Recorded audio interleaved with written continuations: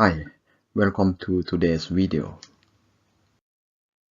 Japan producer prices for services rose by 1.1% year-over-year in January, same rate as in previous month. The growth rate for service prices is usually higher than for manufacturing prices, which means the rising prices for services won't contribute much to increase the overall inflation rate. The Japanese government has come to accept this fact. The economic advisor to Japan's Prime Minister and one of the key architects of Abenomics, Koichi Hamada, said that the prices don't need to rise so much. Once the job market is tight enough, the public is better off having prices fall. The goal of 2% inflation can be abandoned, and the appropriate target level can be decided by the central bank. This might lead to the Bank of Japan to be less expansionary in the onward monetary policy.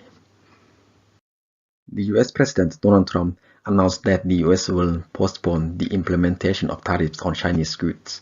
Trump said that progress has been made in the negotiations, such as the issues of Chinese government subsidizing state-owned companies, the forced transfer of technology through joint ventures for foreign companies, protection of intangible property, and about currency.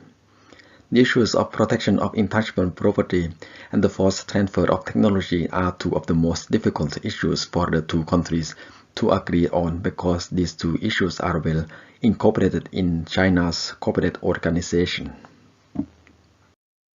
The British Parliament was supposed to vote on the changes of the Brexit deal this week.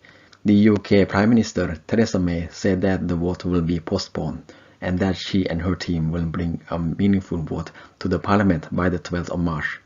Yesterday, she was in Brussels for discussion with other EU countries.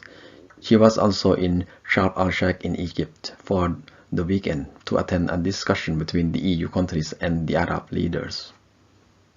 And that's it for this video. Check the video description for more details. Thank you for watching.